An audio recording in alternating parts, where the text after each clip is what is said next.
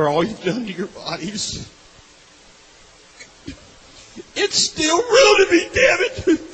I mean, funny how.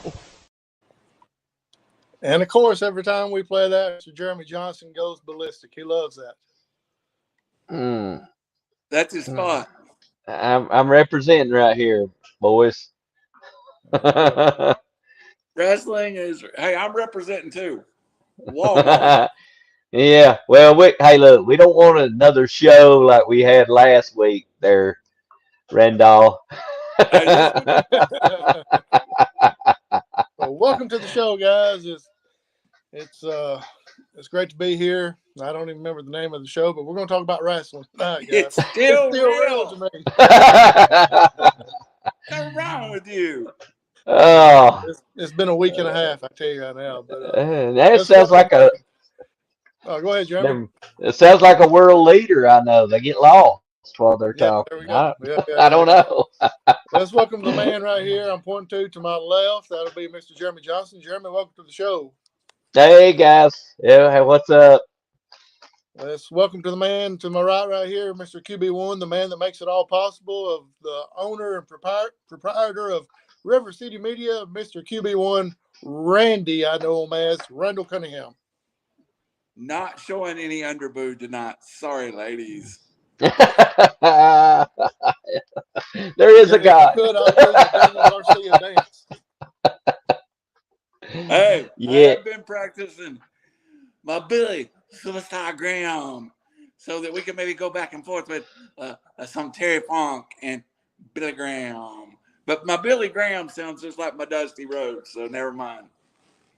I want to kick the show off with a little something. I don't know if y'all saw it or not, but on Monday Night Raw, I want to kick the show off by saying to Titus O'Neil, I appreciate what you said on the show. I don't know if y'all heard it or not, but he was out there taking a match with the two guys that's out there, and something was said about one of the wrestlers worshiping all these gods, and Titus basically just flat out said, hey, I only know one God that I worship. That's Jesus Christ, our Lord and Savior. You don't hear that very often. Don't hear that very often on shows like that. Titus O'Neil, keep up the good words. Hey, yeah. Titus. He's always been one of my favorites since he slid under the ring at Oh! There you go. So let's get the show started. It's still real to me tonight. It's a little bit of a special edition. We're going to be talking about the late, great superstar Billy Graham. We're a little bit behind on this, but we're hoping to get caught up on a lot of this stuff. A little bit about superstar before we get started. Born Eldridge Wayne Coleman Jr., June 7th, 1943. Passed away May 17th of 2023. Wrestling name is, like I said, Superstar Billy Graham. And to my knowledge, and y'all, Randy, you got a lot more knowledge than I do because you go way back. You're older than I am, and Jeremy, you are as well. But in my opinion, Superstar Billy Graham changed the way wrestlers looked. They were big wrestlers back in the day, back in the 50s and 60s. Don't get me wrong, but they were just big. They wasn't cut in the frame of like what we see today. And I feel like Superstar Billy Graham started that by doing his bodybuilding, weightlifting, and all that stuff to have a physique that you see like you see wrestlers have today. So, Jeremy, I'll let you get started with Superstar Billy Graham. Your thoughts about anything of his? Well, he retired somewhere in the neighborhood of 1987, and that puts me about 14 years old, somewhere in that neighborhood. But my remembrance of the Superstar was his appearances for Crockett. Basically, I don't have any remembrances of WWE appearances, and of course, at the point that he appeared for Crockett for a short stint, he was on the back end of his career. So I saw a different Superstar. I saw the bald, Mr. Clean, as I'll call it, Superstar. But to me, even then, impressive physique, Gosh, when you really think about it, 87, he was only 44 years old. So he was younger than I am. He's younger than Randall. But he was still impressive physique wise. Never did see him wrestle very much, but what a flamboyant character. Not only that physique, but that flamboyant character that he portrayed. Yeah, absolutely. And you said you remember him in the WCW days, and I remember him in the WWE days, but I don't really remember, or WWF back then, of course, but I don't really remember him wrestling, but I remember him coming out with those tie-dye shirts on all the time. Yeah. But Yeah. I think, Guys, I'm a little bit younger than you, and so I would have been like 10 to 12 years old, and I think by then he had already had a hip surgery, maybe a hip replacement or hip surgery at yeah. that time. And so Yeah. his wrestling days was pretty much over with, but he would come out with that tie-dye shirt on, and that's that's the thing that I remember the most. Randy, your thoughts? To my left, ladies and gentlemen, the reigning worldwide wrestling federation heavyweight champion superstar Billy Graham. Before another capacity crowd here in Madison Square Garden, there are those here who certainly are in your favor, those who are not, Mr. Graham. Some are booing, some are cheering, but nevertheless, there's pandemonium tonight. There's excitement. Look at the people's faces. Look at the people's expressions. Can you feel it? Look at you. You're excited because I am the champion, the Worldwide Wrestling Federation champion. How can I retain this belt? Why am I still a champion after months and months and months? Because I'm in shape. I'm powerful. I'm strong. That's a YouTube free video. I don't want to get us cut off, but the first memory I have of Billy Superstar Graham. And he killed the Superstar Graham character at one point out of frustration because he had been world champion as Superstar Billy Graham. He came back to the WWE as Karate Master Billy Superstar Graham. Mm-hmm. And he said in his book, and I've be lying to say I've read it all, but I've read excerpts of it that's like free online. He said he did that because he was frustrated that the character Billy Superstar Graham had kind of been ended suddenly. Now, when he left and went back to the WCW, he kind of went between the two characters, but his last run in WCW, we really got to see the Superstar Billy Graham. First match I ever remember, I was on a videotape. I had gotten the Super Bowl of Wrestling, 1977, from the Orange Bowl in beautiful Miami. NWA World Heavyweight Champion Harley Race versus WWWF World Heavyweight Champion Billy Superstar Graham. 60 minutes to a finish, and it was a time expiration expired. Billy Superstar Graham had won the first fall. Harley Race had won the second fall in such a heel fashion. He was in the sleeper and fell to the canvas. And the second count, the bell rings, time limit draw. But God, even as a heel, he knew how to pay respect to the other champions. If you haven't looked, go watch the match. Billy Superstar Graham versus Bruno Sammartino. Clean victory, but he went ahead and threw his feet up on the rope. That way, Bruno had an excuse for losing. Class man. Great backstory. I'm the one that kind of pushed us to Billy Superstar Graham, and I don't know as much as I do about other wrestlers. His peak was when I was in junior high school and then high school, but he definitely, I call him Hulk Hogan Sr. because there is no Hulk Hogan without Billy Superstar Graham. So, sorry went on a rant, boys, but Billy Superstar Graham deserved better than what he got from the wrestling world. This should have been a multi-time world heavyweight champion and Very, very entertaining wrestler. Yeah, he was one that didn't take no slack off anyone. He, back in the steroid trial days, he spoke out and spoke up against the McMahons about various different things.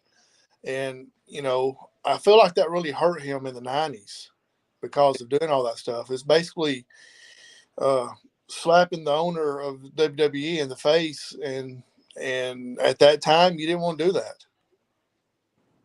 Well, I feel like you're right. And Jeremy could comment on this. Sometimes you don't have to show up to every fight. Billy Superstar Graham did. It's sometimes for his own detriment to his career. Yeah. Well, I mean, I kind of feel like he's one of those, just like many of those wrestlers that started their careers, late 60s, early 70s. And just like many of us, they're cut out of a different fabric, Yes, if sir. to say the least. And so, a couple of things that really stuck out to me as I done a little reading here. He tried many things. He was a football player, actually played in the Canadian Football League. He was a Canadian League football player for a short period of time. He was a track star as a shot putter in high school. I think for a little while. Yeah, go and in addition to, he started his bodybuilding career, well before his wrestling career ever started, winning numerous events as a bodybuilder. So I thought that was pretty interesting that he did all that. One of the things too, talking about being cut out of a different cloth, according to what I read, his dad liked to beat on him when he was a kid. Yeah. And it probably made him really tough, and at a certain point he got enough of it, and during one and jerked the strap away from his dad and turned it around on him. So that toughness, whether he came across it the right way or not, he was definitely tough, definitely brave and willing to try anything. Because if you look at all the things he did, even prior to wrestling. Randy, you played that YouTube audio there just a second ago, and we talked about it before we went live. He did sound like Dusty Rhodes. He did. And the next one, you know what? I'm going to play this. This is another free YouTube, and it's going to Dusty Rhodes versus Billy Superstar Graham, and it's Billy Graham, and then it goes into Dusty Rhodes. It's about a 90-second clip, and I'm going to let a little above it play. Matter of fact, very good and well, I was carried back to the locker room. The men literally, bodily, physically, and maliciously and viciously threw me over the top rope against the plexiglass used in the hockey matches and ruptured practically my spleen. And I was carried physically brought back to the locker room, and the belt was dragged behind me by the skin of my teeth. I held onto this belt, unaware that the American dream was so vicious, unaware that he meant business. But now. All right. And then we'll play this back behind it. And it's very true, because the American dream is offensively. I'm minded that way. I'm geared to offense, you understand? I'm geared to moving. I'm geared to jabbing. I'm geared to moving. I'm geared to take down. I'm geared to taking superstar Billy Graham's big arm in my hands and ripping up on it. And he be talking about, you know what was heard about superstar? Man, that builds up that feud. Just those two back-to-back promos. Yeah. That was live on WWF TV in 1977. And you're right. Wow. That's too.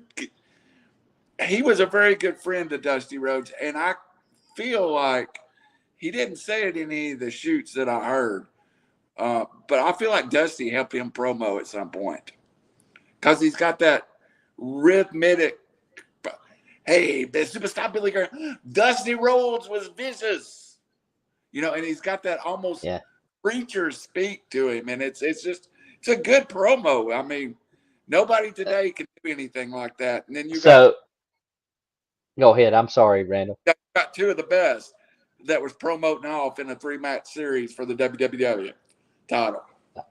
So you brought up that preacher speak. Another thing that I discovered as a teenager, he was a devout Christian and did preach events, and even incorporated, back before the power team became a thing, did incorporate feats of strength in some of his sermons as a teenager. So that may have been part of it right there. That's where he drew from with that promo and that rhythmic rhythm to his speech. You don't miss the everybody misses the ironic part of superstar Billy Graham. It's the name Billy Graham. Yeah, that's right. Billy Graham through that. So he started in, just to give you a little background, because he started in 1970 and went up to Calgary with Stu Hart, and it was riding with a real famous wrestler from this area named Big Bill Drummo. And when I was a kid, Big Bill Drummo was part of the Harry Thornton, Nick Goulas here. And he said he was riding. He had a wife and a family back in Arizona, and they're riding out in the Canadian wilderness. And Drummo has these pictures pinned up of his kids and his family, and said he just quit because he didn't want to be that person looking at those pictures of his kids and family. And he went back to Arizona for 3 years and didn't wrestle until he run into Dr. Jerry Graham, who, as many of you know, is crazy. The same Jerry Graham that stowed his dead mama's body out of the hospital. And in his book, I did get to read that section. He basically spent about 2 years of his life on the road babysitting Dr. Jerry Graham as his kayfabe brother, superstar Billy Graham. Billy Graham did not drink, did not smoke. Billy Graham was more devout than we realized. And here he's on the road with the biggest drunk in the wrestling business, and they're going from all these California towns getting fired. And he's like going to the promoters going, I'm not the one staying out not all night drunk. That's Jerry. So all that went on for till about 73, 74, and he finally hooks up with Vern Gagne. And we all know what happened from there. He bounces territories, AWA, WWF, but the birth of the superstar really happened in AWA. And I think during this show, we have learned, Howie, and I would like to hear both of your opinion. We have learned how critical the AWA is in the history of wrestling. Yeah, it's kind of like I would compare it to the minor leagues of professional baseball as far as letting people get started, because Vince and even Vince Sr. didn't want no, I don't want to call them rookies, but greenhorns coming in and wrestling. They wanted people with experience, and AWA would take pretty much, I don't want it to sound bad, but they would take anybody they could get their hands on to throw out there and let them wrestle. And train them properly. I think that's what I was about to say. I mean, you look at you look at everybody talks about Stu Hart, who actually trained the superstar, but Vern Gagne. I mean, you look at the folks that he trained, and we've talked about it ad nauseum. But just in one class, you had Nature Boy Ric Flair, you had Ricky Steamboat, and you could keep naming names just in that one period. But AWA, a lot of talent came through there. Yeah, you could kind of compare maybe a little better comparison, the AWA to the ABA back in the day of basketball. All the players that came through the ABA that ended up in the NBA. Real, yeah. Good point. Right. That's a good one there. Dr. J. Right. Moses Malone. Yep. A lot of the ones got rings in the ABA by winning championships that helped boost them to the NBA. Same thing with the AWA.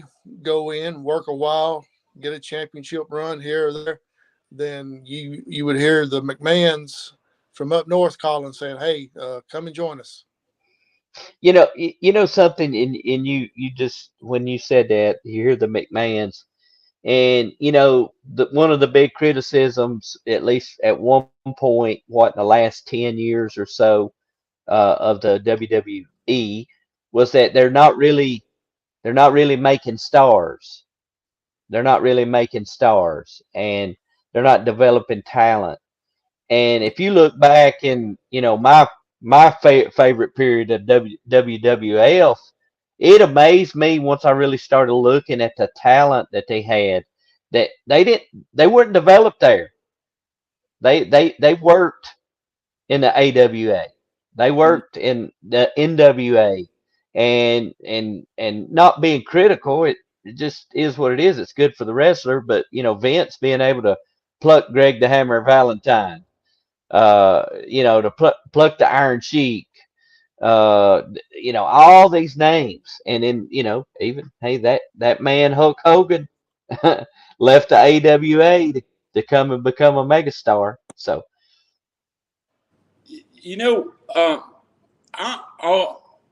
I looked at AWA. They had a unique talent to be able to teach big men to work. If you go look at Hulk Hogan in the AWA versus Hulk Hogan in his prime of the WWF, it's incredible. Hulk in the AWA in Japan. I think I sent y'all a match in Japan. Yes. Hulk Hogan was working with maybe it was Inoki, and it was great. Ric Flair trained as a 290-pound wrestler and learned to work Gagne.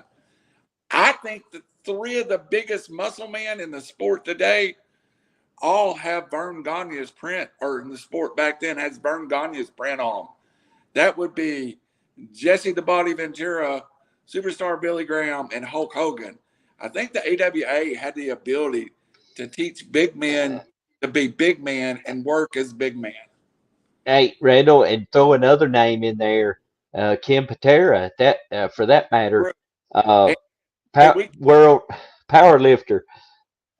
You can't forget about the Mountain from Stone Mountain, 500-pound Jerry Blackwell either. But I really think the AWA is the key behind the Superstar Billy Graham story. As we move along, and we're halfway through the show, I do want to talk, Howie, a little about the controversy, and I don't know how much y'all read into this, but I think him losing the title really was a blow to the ego of Superstar Billy Graham. And I think he almost went into self-destruct mode. And I'll tell a story if y'all can bear with me a second. One of the shoot interviews on YouTube, Vince Sr. calls Billy Superstar Graham, and this is Vince Sr. calls him in 1976, and Billy's not working. He's kind of home, kind of out of the business. Tells Billy he will take the title on this date. Tells him he will lose the title on that date almost a year and a half in the future. Tells Billy that, hey, this deal, Bruno's tart, and Billy in his book wrote, working in the WWF back then, or WWWF, you worked in a lot of boxing rings, which were hard on your body. And Vern Sr., Vince Sr. called him and said, Bruno's done. And we're training this Bob Backlund kid that's going to be the future. But I've got to do something now. So you're going to get to hold the title for a year. Will you come in and hold the title for a year? And Billy at the time when he first got it was like, oh God, yeah, I'm going to get main event WWF money, filling out Madison Square Garden. But by his own mission, when it come to time to drop the belt, he didn't want to drop it to Backlund. and he pitched. I think he pitched the Hulk Hogan character to Vince Sr. with turning Billy Superstar Graham face, making him the face front of the company. And when that didn't go through, there's about a 5-year period that we don't hear a lot from Billy Superstar Graham. And Howie, I don't know, you talked about WCW, but do you guys ever wonder what happened in between there? Well, Yeah. You may have answered your own question by talking about the boxing rings being so tough and everything, and the schedules that they worked back then. He probably needed some time off. Yeah. Or he got depressed to lose the title. Right. Which I think he kind of hinted at, is that he thought he had a lot. I think in his mind, you think about it, Hulk Hogan was just a few years away with Vince Sr. And wonder if Billy Superstar Graham ever thought that should have been me. Yeah, I wonder that, during that I think during that period that you're speaking of, he didn't wrestle. He didn't wrestle hardly at all, but he did have a tour of Japan. He did work for a little bit for Paul Bosch in Houston.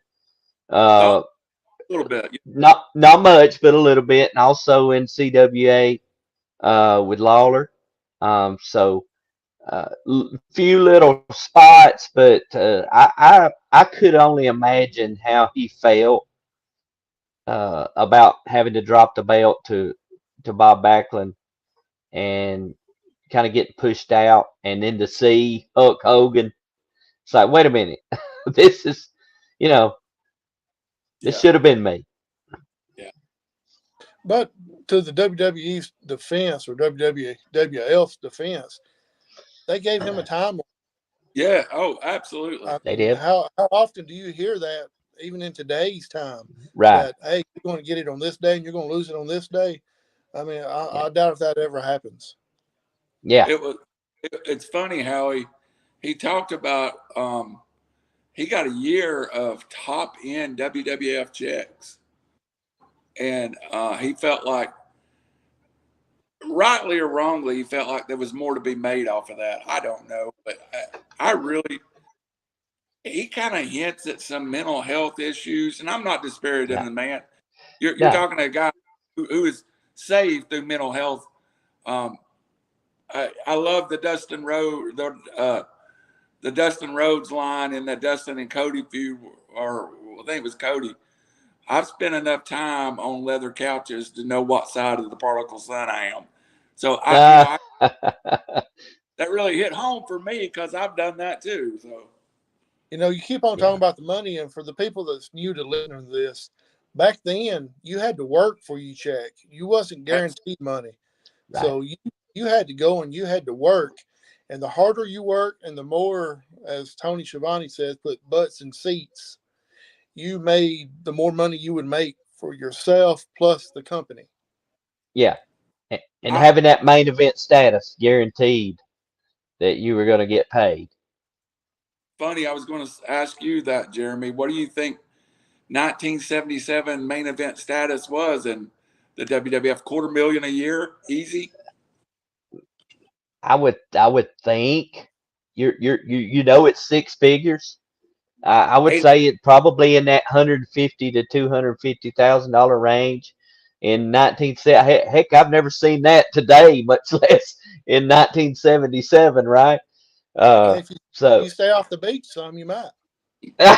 Hey, that's a work trip, by the way. I just so you guys know, I was just fortunate enough to have a few hours every evening.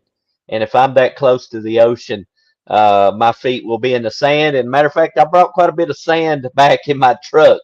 So that's another story. I'll have to clean up all that for real. Did that sound like a Morgan Wallen song to anybody else? Yeah, that's right. The people, if the people could see our group text messages, Good thing they don't. that might be more entertaining than our actual podcast here. Our best stuff is in the group text. Hey, Jeremy, you know that Randall has an affinity for Asian female wrestlers. Yeah, yeah, yeah. She's so underrated. I'll just put it that way. Well, since you said she, we'll go ahead and say we're talking about Sheeta at the AEW. Yes, Yep. Randall. Sheeta, Randy has a infatuation, I guess you would say, with Miss Sheeta, and I don't blame him, and I don't think Jeremy blames him either. So, No, I don't blame him. but Superstar, real quick, his bodybuilding helped him out as far as going into the wrestling by having a physique, like I said earlier, that you just didn't see back then. There's two different types of strong. There's physique building, muscle building, strong. Then there's just country boy picking up hay bales and throwing them across the pasture strong. Superstar was the muscle building top strong. So back to that time with Stu Hart. Stu Hart's first job for him before he even started wrestling was going city to city and benching 600 pounds. And he boys, that's legit, 600 pounds. Yeah. Yeah. So, Yeah. yeah. And talking about his physique and like how that's exactly what I thought. You just got big guys. We see them now. They're just big old strong guys. Don't work out, don't do anything. They're just big and strong and thick and stout. But Superstar was, my word was chiseled to me. I mean, it every, abs, arms, every part of him to me was chiseled. But we all heard Hulk Hogan talking about the 24-inch pythons, but that was preceded by a Superstar talking about the 22-inch pythons, baby. Yeah. You got the Superstar build is 275. That's the build weight that he had. And I'm going to say about 200 pounds was nothing but muscle. Yeah. Phenomenal. Yeah. 6'4", 275. And he came back to the WWE first, or WWF in '82 as the Karate Master, and he was skinny. And it was horrible. If you haven't seen it, go look. I mean, he might have been 245, 250, and his promos were not. I want to play. This is a quick one. This is 1982 in the WWF as Karate Master Billy Superstar Graham. Superstar Billy Graham, in the world's most famous sporting building, will capture the world's most famous title. Confident, powerful, no butterflies, no nervousness, ready, strong, vicious, mean. Guys, I'll just play a second of that. That's not the same guy 5 years earlier where we were hearing talking about Dusty Rhodes is a malicious man. He, no, I don't. And he said he wanted to bury the Superstar Billy Graham character because he don't think, in my head, and I'm just reading into what I've read and stuff, I think he wanted to bury the character so people remembered him as the WWF champion. But to Jeremy's point early, when he got to WCW in 82, 83, 84, he still had the karate. And don't forget, he had that one of my favorite runs, the only run I like that's outside the Superstar Billy Graham character was a run in Florida with Kevin Sullivan in his Army of Darkness. And it's kind of the Karate Master, but he don't speak really. He's just an evil big guy. So, but by the time he got to WCW, he put on 40 pounds of muscle. He's back to talking like Billy Superstar Graham. Yep. I think he really wanted. He thought that Karate Master would work, but it just didn't work. People wanted Superstar Billy Graham, bald-headed, gray beard, but they still wanted Billy Superstar Graham. Yeah. How much do you think it helped him by taking the name Billy Graham, with the Reverend Evangelist Billy Graham being popular worldwide? A lot, in my opinion. Instant name recognition, just like Yeah. everywhere I go. I just set up an interview with somebody, with a young man that former Kentucky quarterback, now runs quarterback country. And I when I texted him, I had to put Randall Cunningham, not the quarterback, LOL. And guys, I've made a living out of booking guests by saying my name that way, because when I say people instantly open up and start talking to me. My goodness, that's how I ended up on this podcast. Howie said, "Hey, you want to be on a podcast with Randall Cunningham?" And I said, "Yes."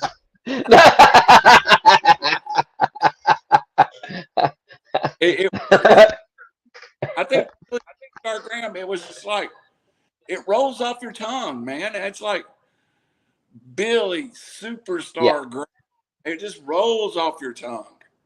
Yeah, it really does. Let me ask you, which way do you say it? Do you say it Superstar Billy Graham or Billy Superstar Graham? It's Superstar Billy Graham. Yeah. Yeah.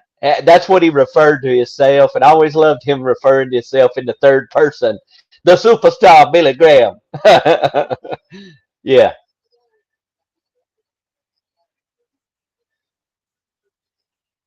Saying, which way do you pronounce Randy Savage's name?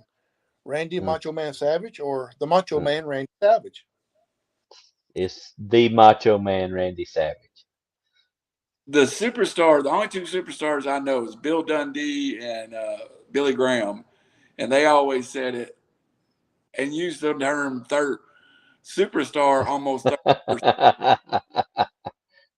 I like that, you know. And, Yeah. and I love Bill Dundee, but there's only one superstar, and that was Billy Graham. And we've missed best friend in the world, Arnold Schwarzenegger, Frank, Yeah. Mr. Olympia. You know, this guy was legit running in the circles with the bodybuilders. Yeah. So let's go. I wanna kind of, if you guys will indulge me, I want us to go back and when he came back and he had lost a noticeable amount of weight. Yeah. Now we all know, and I think he that was public knowledge, that they use steroids. Yeah. So is that, him coming back? Is that him just saying, "Hey, I'm not doing this anymore," or what do you think the motive was? Because obviously, at that point in time when he came back as the karate master, he probably was not taking steroids. Was that for the character, or was that for his health, or was that another? I think he lost all the weight. Going back to what Randy said, I think he got really depressed and just went into the shell. Yeah. I think. Okay. And also, Jeremy, in my head, and again, we're speculating a lot. Now, we love Yes. Billy. Yeah. From the we love Billy Superstar Graham. That's the reason we're all here talking. In my head, too, 1982, what he did not want to be was Hulk Hogan. And with those muscles and balding blonde and a goatee, you were labeled Hulk Hogan. I think it was his attempt to not be Hulk Hogan too, Howie. I don't, but it was not. And the funny thing was, he's never took the book even said he's never took a karate lesson in his life. And if you watch his karate moves when he gets in the ring as karate master, and he always used Superstar Billy Graham and just used karate master in front. Hey, I'm telling you, it was. Yeah. Billy, Elvis did it a lot better. I'm just going to go with it, brother. Something that hasn't been brought up yet, but after Dusty passed away, he wrote the WWE and the McMahons and asked if he could come and take over NXT. Yeah. And he wasn't allowed to. and got a lot of blowback about it. Yeah, I was fixing to ask you, as far as, or both of you, how do you think he took that? It was probably poor timing on his part. He loved Dusty Rhodes. I honestly think him and Dusty were friends. The two people he talked about most in the shoots that I listened to was Abdullah the Butcher, which was this love-hate relationship. And matter of fact, Yeah. I ended up hating Abdullah. But he talked a lot about Dusty. And I think he had a ton of respect for Dusty. And I can't remember where I was going with this. I think he had a ton of respect for Dusty. And I think he wanted to give what Dusty was giving away to the kids at WWE. But it was bad timing. If he waits 6 months and then asks that, I still don't think he gets it. But in the fans' eyes, he probably doesn't look bad. It'd be just like you passing away Howie and me calling Jeremy going, I'm going to take Howie's hosting spot now. I'll see y'all. Mm-hmm. Yeah. That, that's, to me, that's not a position that, that they're going to replace haphazardly anyway. Because there's probably multiple wrestling legends that would have been willing to take that spot and could have taken that spot. So, yeah, I'm sure he took that. I'm sure, really, to be honest with you, he probably took that as another rejection, based on what happened, years before with the title. And I will say this though, Jeremy, and I hate to interrupt. I don't think he meant it badly. No. Do you think not at all? Do you think he would have had a better chance if he hadn't have spoke out against the McMahons about the steroid use and the other allegations? Yeah, not to get too far in the negative, but he said some about the McMahon family that weren't true too. Yeah. Stuff that later in life, Howie, that he recanted. One of the things he really hated was Linda McMahon trying to be a politician, and he spoke out vehemently against her and said some things against the McMahon family at that point. How many wrestlers have we talked about on this show that loved Vince Sr. that couldn't get along with Vince Jr.? And I think we've got another example of that. I think Vince Jr. felt he owed something to Billy Graham, but I don't think Billy Graham, in his eyes, was as big a deal as it was to Vince Sr. Also, giving up the world championship, we haven't talked about it. Billy Graham campaigned vehemently not to put the title on Bob Backlund, and that had been predetermined. And he really wanted a run as a face champion, and you can't give it. Look, I don't like the Bob Backlund character of the 70s, Mr. All-American. I hate it. I like the crazy Bob Backlund with the cross-faced chicken wing later on in wrestling, and it's nothing against Bob Backlund. I'm just picking the characters I like. I would hate to be the man that put the world title on Bob Backlund for 5.5 years. I'll put it that way. I don't want that. Yeah. I agree with that. What a contrast, too, going from the superstar and that flamboyant tie-dye, chiseled physique, and you turn it over to a clean cut. Can I say it without being insulting? I do like Bob Backlund, but a little bland in comparison to the superstar. I mean, hindsight, of course, it doesn't make sense, does it?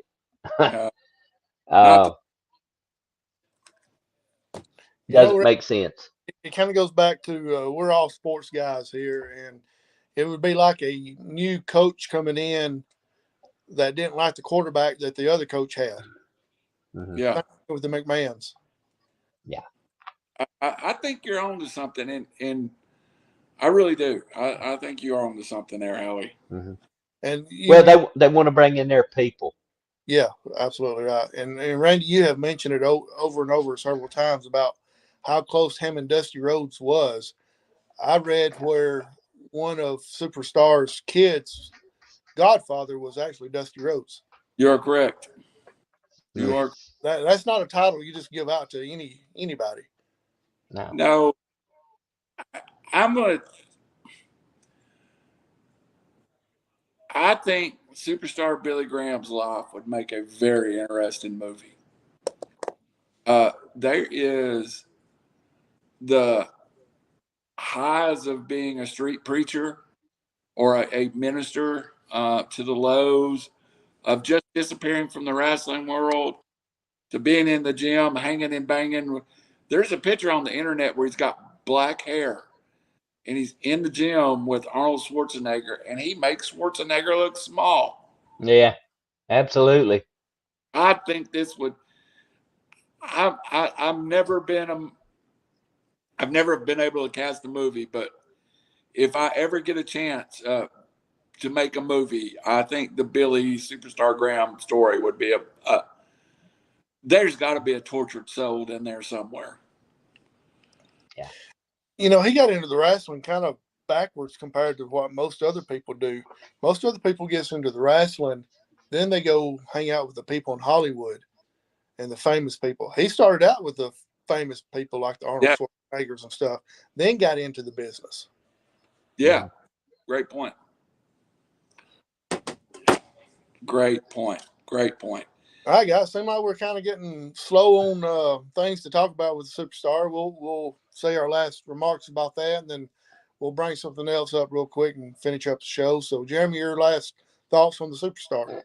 Well, again, and I think we've said it, but to me, I don't like using words that get thrown around, but you got to believe that the Superstar uh, was a pioneer, I guess, was a forerunner to the wrestling entertainment that we see today. I believe that if you take the Superstar in his prime and you plug him into to today, I still think he's a superstar.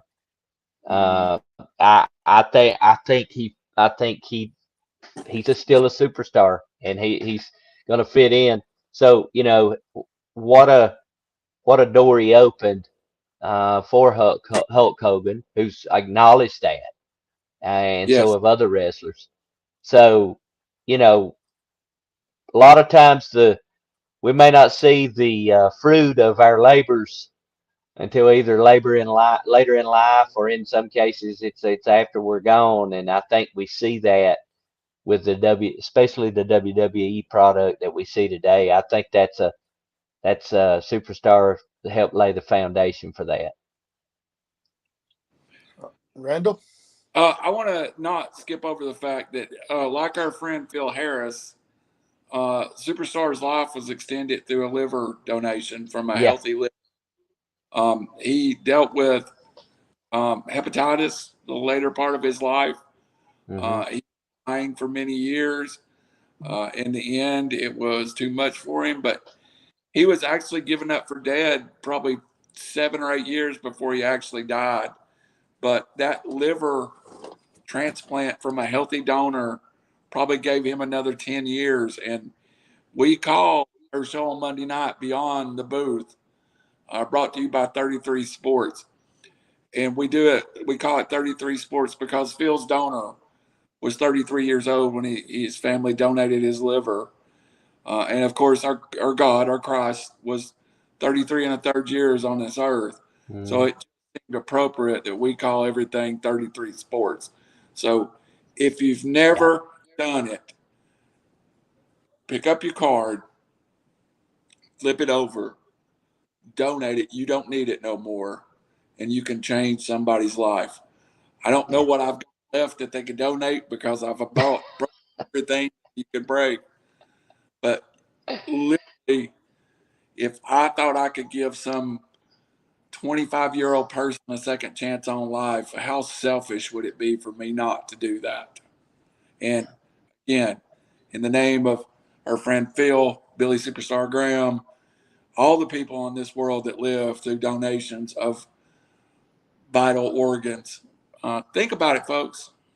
Yeah. You don't need more.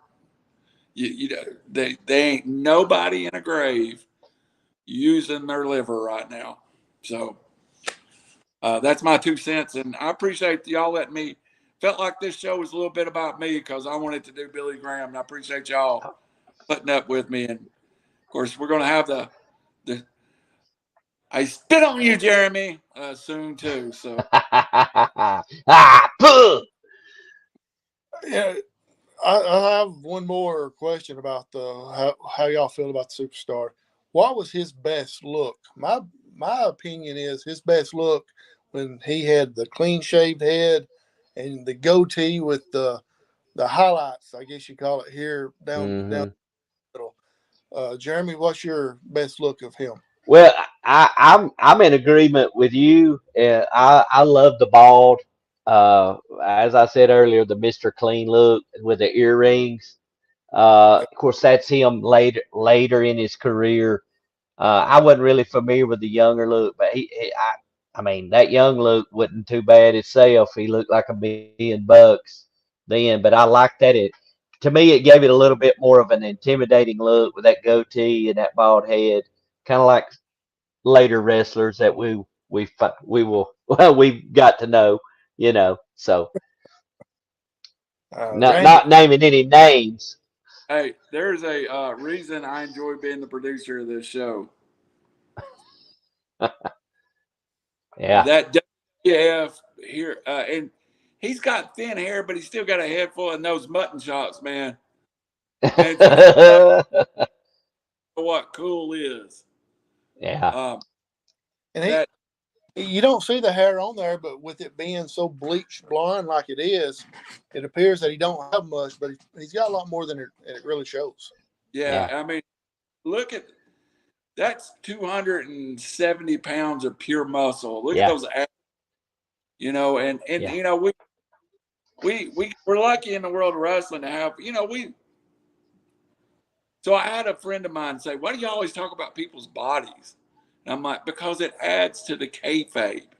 It You know, does. it adds to the and when I look at, I'm gonna throw a name out again. When I look at Billy Superstar Graham, I can't help but see just a little bit of Lex Luger too in the next generation. So And look, they overlap a little bit there. And I've never heard or seen, but I could imagine it wouldn't surprise me if Lex Luger modeled or maybe it desired to have that. He had that blonde hair. yeah, Uh, I could see that. Hey, I like this guy. I want to kind of emulate myself after him to some degree. yeah, and even the hottest heel or the hottest face in WWE, L.A. Knight. There's a feel of Billy Superstar Graham to L.A. Knight. Yeah. I have to disagree with you. The hottest heel in the WWE right now is Dom Mysterio. Oh, yes. I think he's a face, but L.A. Knight. So yeah, Yeah, he's over. LA Knight's over. And hey, it's we're Dom getting off. NXT now. So that's all I got to say about that. He's Yeah. still going to be on Raw, but people is watching and listening. Hey, we're still going to continue our top 10 list in the future. We're trying to mix it up a little bit as far as maybe a top 10 here or there. One of these special shows here and there. We're still going to do the Wrestler of the Month, Legendary Wrestler of the Month. Let me put it like that. And Randy has brought up something new that he likes and I like as well. And Jeremy hadn't really heard much about this yet. So this will be Jeremy's first time of hearing it. We're going to go back in time and even do the future as far as booking a show. Mm. How in the past experiences, how would you book it different? Or with stuff coming up, how would you actually book the bloodline moving forward? So that'll be a show to be looking forward to here in the near future. Randy, go ahead. Wow. Jeremy, the way I describe this to Howie is how can you make WrestleMania 3 better? And I booked my WrestleMania 3. Hulk Hogan and Andre the Giant, still the main event. But on Saturday's night at main event, about 4 months before the main event of WrestleMania, you have Hogan go to pick Andre up and him fall on him and pin him for the championship. Then you get a title and he gets the slam. Or at WrestleMania 3 and 7, Roddy Piper and Adrian Adonis in the haircut match with Brutus the Barber Beefcake. What if you put them in like a steel cage or a dog collar, which Roddy Piper was so known for? Also, we talked about like AEW. What do you do with the Acclaim now? The hottest tag 6 months ago, and they've just fallen off the earth. How do you get them back? You know, a little bit of fantasy booking, and we'll pick our right spot. I really think we can have some fun with this. And something else I thought about, Howie, is what if we did an in prime Crockett promotion versus WWE and Booker pay-per-view? Oh, nice. Hulk Hogan, you know, Rock and Roll Express versus the Hart Foundation. We could have some fun with that too. Jeremy, your thoughts? I mean, look, I'm up for anything, guys. Anything revolving around wrestling. I like that. I think that'd be a lot of fun, for sure. I will go ahead and say I'm probably not the best booking mind in the world. I'm easily entertained with what other people consider to be crap. Not naming any names, Jim Cornette, but you know. I'm entertained. I look for the good, the entertainment in all of it. Hey, Even if it, yeah. Speaking of Jim Cornette, Howie Cornette and that nail of beds move this week from Blood and Guts. So Wait until the stinking camera is off of you, then reposition yourself. yeah. Gee, So just we're rambling right here. I will say I listened to his latest show, and he was very complimentary of Collision. And most specifically, by the way, have we even talked about the 2 out of 3 falls between FTR and Juice Robinson? And no, what a match! What a match! We need to catch up with AEW at some point because they're having. Let's admit it, and I know we're rambling, but that's what the show. AEW died 6 months ago, and they're kind of getting some life about them right now. So, Well, Collision being to me being the best show. Well, Cornette called it that today. What I listened to today, in case y'all haven't already listened to it, he said it could very well be the best wrestling show on TV. Period. yeah. And Yeah, I don't disagree. You don't have anything that he hates on there, you know. But that match, man. Whew. A little insight to that text group, if you could be on it with us. Howie Chaney might get called Howie Cornette every now and then on that group. Yeah. Yeah. well, the difference between me and him is I enjoyed Wednesday Night Dynamite, MJF, and Adam Cole dance off. He will probably bury it. No, he did. I did enjoy that. I do. You know what's going to happen. We all know what's going to happen. But for the meantime, I mean, hey, I'm entertained. MJF was getting stale there for a minute, just coming out and killing. I think I took the words out of Randy's mouth just then, but MJF was getting stale by coming out and just dogging the crowd and same stuff week in and week out. You're seeing a different side of MJF right now that's bringing the fans back to him. Yeah. Hey, on this show. The MJF act had gotten boring, and this is a whole Yeah. new life. Yeah. They may be listening. Tony Khan may have heard you, Randall. Yeah. Yeah. I listened to your podcast, AEW podcast. It is not good. Why don't you let us come in and build you a podcast? These three personalities. Ah, That would be. well, we're too southern. We're too southern. In case you haven't noticed, we're all from the South. If you hear this, yes, we are from the South. It's not South Canada, not South Michigan. It's South, as in lower part of the United States. Two of the three of us, license plate says Heart of Dixie. That's all I'm going to say. Mine says God bless America. Thank you very much. I don't even know what mine says. I may not even have it.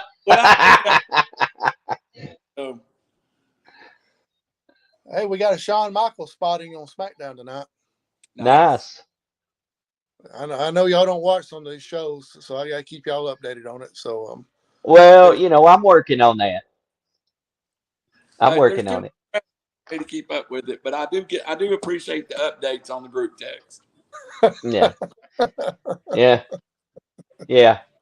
Along with other things. Yeah. Yeah. I'm just glad you was able to close the ride for a little while tonight, Jeremy. Yeah.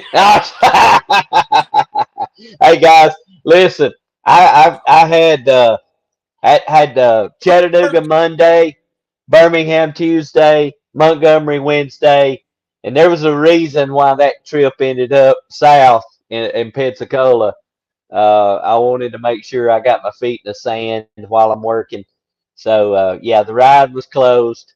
I was actually relaxing, which is a nice thing to do sometimes. On Monday, it was Chinese buffet. On Tuesday, it was the old folks buffet. On Wednesday, it was the pizza buffet. On Friday, it was the hamburger bar. Or on Thursday, it was the hamburger bar. And tonight, Soho all you can eat.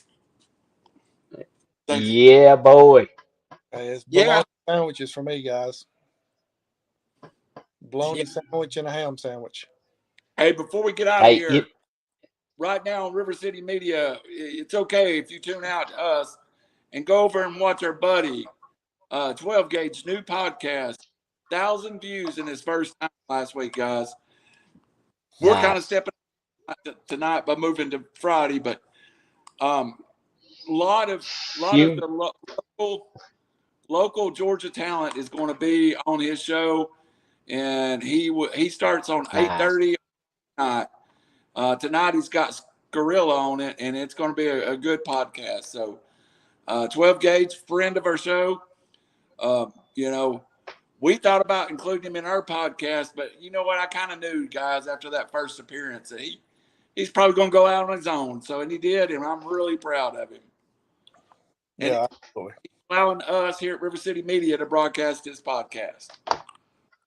So let's talk about what's coming up, Randy, on the networks of RiverCity-Media. I know Wednesday we'll have the Coach Tyler Van show back on here, and he'll have a lot to talk about. We'll be talking about the Sylvania Wing Fest, and the new scoreboard looks really good. I drove by and saw it Wednesday afternoon, and I think they actually had it lit up working today, so that was pretty cool.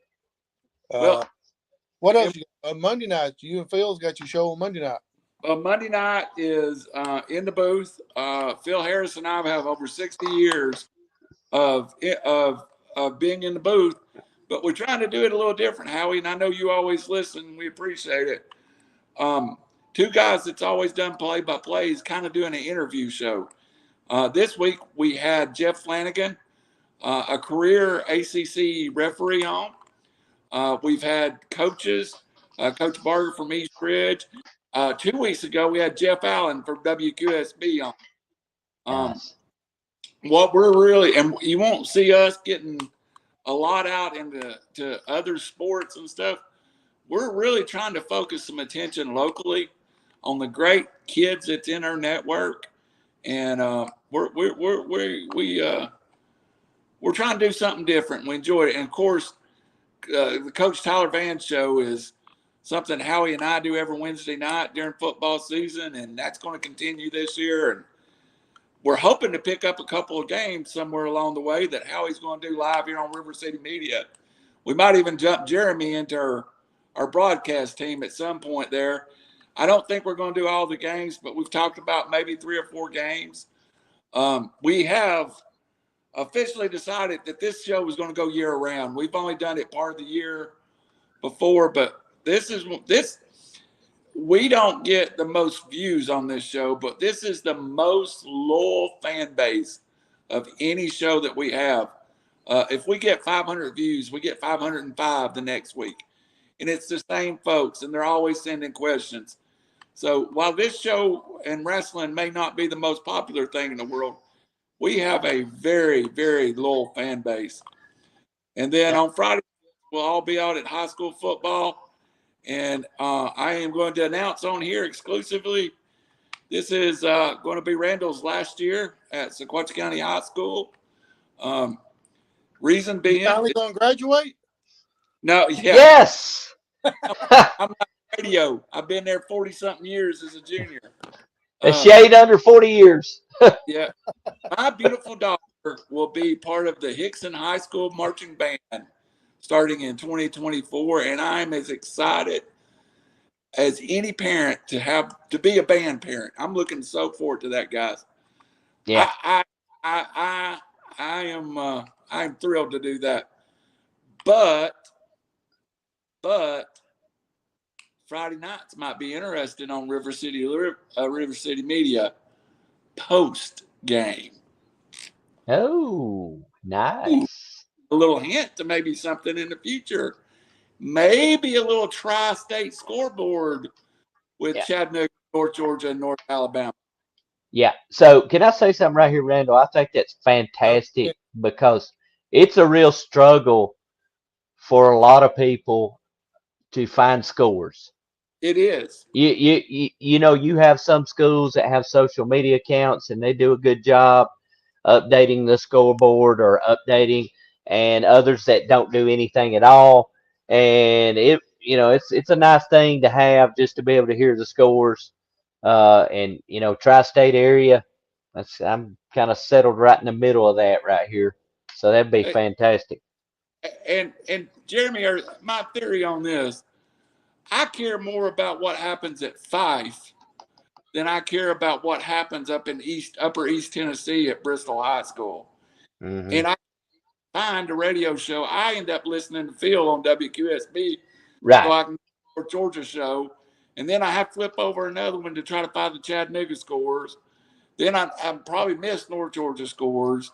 If you live in the Chattanooga area, which we all do, we may be across in the Alabama line, or I may be in North Hamilton County. We all grow up with the same high school football teams: Red Bank, Fort Payne, North Jackson. Over in Georgia, everybody knows about Ringgold, and it's Chattanooga. I know there's a state line over there, but Ringgold and East Ridge is about 5 minutes apart. I don't know why scores can't both of them be on the same show.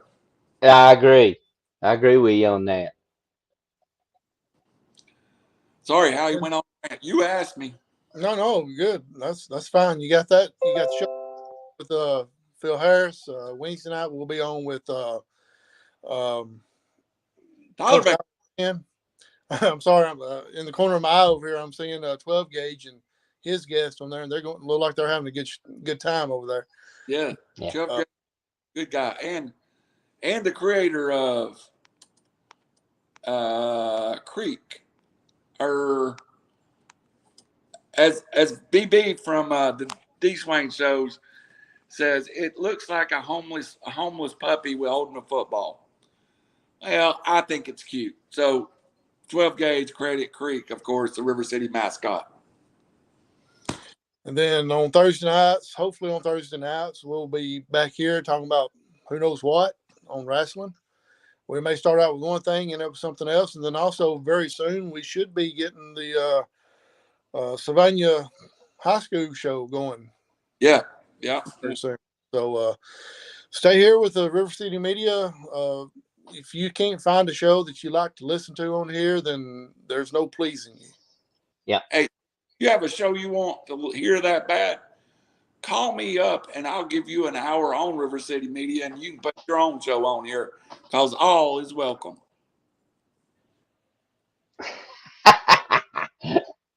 RVD? Uh, Jeremy, was that RVD? Was that what you yeah. mean? No, I'm just doing it. I think Coca-Cola beats Pepsi every time. It does. Yes, it does. Trust me. Yeah. I'm a Randy, professional. Randy, if you don't mind, throw our sponsor up real quick, and then we will get out of here. You know, guys, every week I say I'm going to bookmark it before we come on here, and every week I forget to do it. So let me just say while he's putting it up there, we're in the middle of bikini season. So no better time than to consult with our sponsor, Wilburn's Waxing Solutions. Brazilian. That's your Come on, guys. Come on, guys. Y'all starting to sound like Jim Cornette as far as coming up with different stuff. Wilburn's Waxing Solution, waxing all your floors, not no bodies are touched during this waxing solution. Licensed and insured, Wilburn's Waxing Solution. Call for your free estimates. 256-996-9731. They have hit a lot of Jackson County schools recently and a lot of businesses as well. And they're posting pictures on their social media sites, and it looks really good. I know they take the time, and I think they'll actually move the stuff out for you and then put it back in there if you want them. Hey, and if you do like you're watching this show, they're the reason it's here. So support. Yeah, absolutely. And if you got a lot of back hair you want to get rid of, you can call them for that too. No, I'm joking. Jeremy, your closing remarks that can actually be truthful. Oh no, man. What is it CM Punk says? Tell lies or something like that? Yeah. Tell me if I'm telling a lie. Yeah, well, you're telling a lie on some of that waxing stuff. So anyway. Yeah. No, I'm not. Not making light of our sponsor, no doubt. They do a great job. Hey, look, we talked about views and all that stuff. At the end of the day, I think we all just enjoy sitting around talking about wrestling, picking a subject, tonight, Superstar. And, I never even know most of the time. I don't know how many views we get. But if you do listen, if you view or you listen, I'd encourage you to tell somebody that's a wrestling fan. Check us out. Send Randall the feedback. If it's bad, send it to him. If it's good, send it to Howie and I. You don't have our contact information, so send it to Randall. Oh, Jeremy got excited. To GoFundMe, get Jeremy better internet. I missed it. I don't know. My sound went out. Yeah, I was taking care of you, buddy. Did you? Well, I want to know what you said. I said if you want to donate to the GoFund to get Jeremy better internet, you can go to GoFundMe, get Jeremy better internet. Yeah, that's right. I'm going to have to go back to my ring name, Bad Internet Jones here.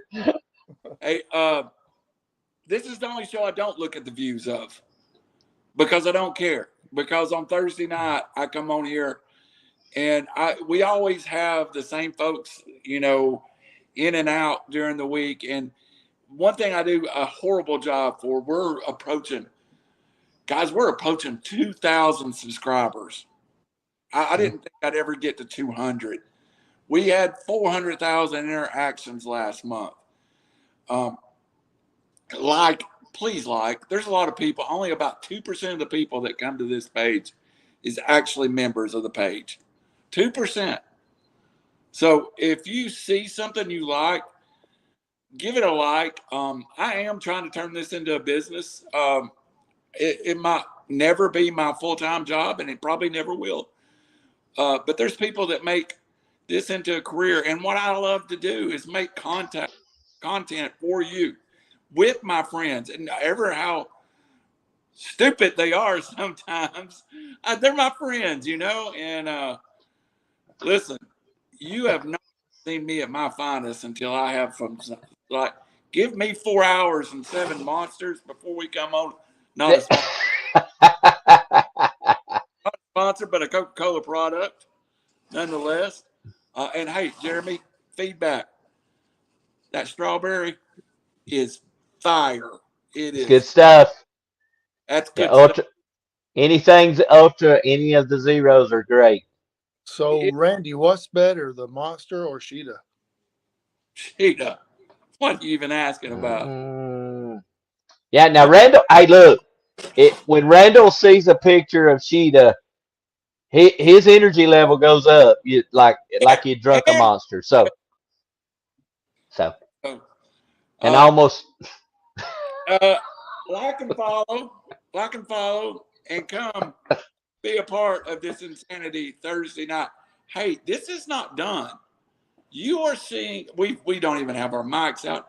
I've got a whole studio built in there, folks, just waiting to get some more outlets and some sponsors on top of our only sponsor for this show, and be part of something special.